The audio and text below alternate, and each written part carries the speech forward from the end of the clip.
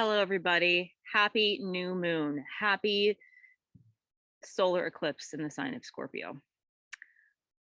I'm going to say I've rescued a new dog. There might be some barking dogs in the background. This is take 3 of this video, and I really need to get it done. So there might be some dogs in the background, just sending you joy. I want to give you a quick snapshot of what's going on around the time of this new moon solar eclipse. Solar eclipses are just big new beginnings. New moons are always beginnings. Scorpio is feminine fixed water.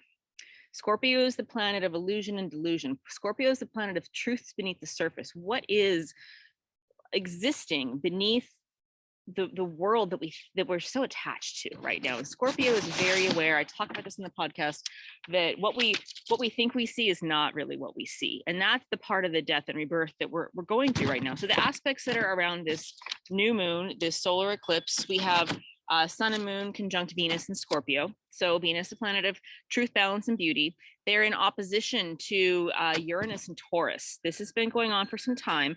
Taurus, fixed feminine earth, where Scorpio is fixed feminine water. And Taurus is reminding us that we need to stay connected to ourselves. We need to stay in our bodies. We need to stay connected to Mother Earth. Uranus is reminding us that we are the high technology that we seek. The Sun and Moon in Scorpio are also square to Pluto. This is interesting because Pluto is the ruler of Scorpio. Pluto is the planet of death and rebirth. Squaring is conflict to break through, and it's kind of giving us a full circle here. We're going to be able to come full circle with some of these things that started back in 2020. I'll get to why I'm saying that in a moment, but back in 2020, we got the kickoff that really things need to change, and now we're able to see what we need to see. Scorpio is here to show us what's beneath the surface of the 3D world that's ready to pop itself up. So Saturn square Uranus, I mentioned this is a shorter cycle than Pluto and Capricorn. But the Saturn square Uranus was really what a lot of astrologers talked about, kicking off the sort of COVID pandemic. And I offer that COVID is just a symptom, something that manifested itself because we are in such massive need of change, and we're all just trekking along, and we got to get pushed a little bit so that we can wake up.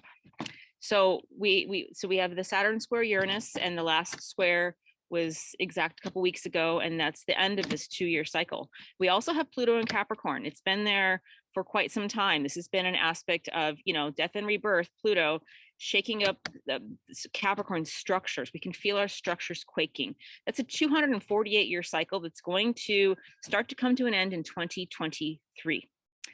Which is great. There's another cycle that's just about that long, and that's the second astrological thing that's happening here. On the 25th, we have the eclipse and the new moon. On the 22nd, just before that, we have the Venus star point.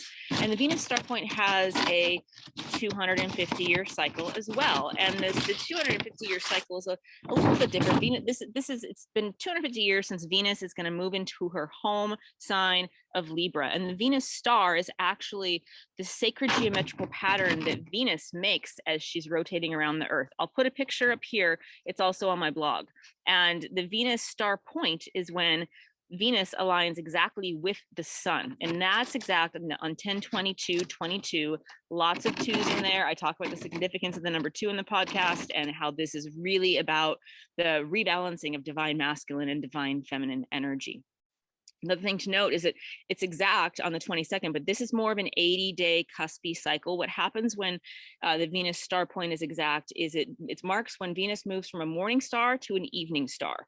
So it takes about 80 days from when we can see her in the morning to when we can see her in the evening. She's headed into an evening star. This is also symbolic of inward looking, very cool with scorpionic energy, divine feminine energy. All right, I hope that's helpful. I also want to share with you, the goddess that came through was Mary Magdalene. I share a little bit of lore that I know about Mary Magdalene, and I also want to give a shout out.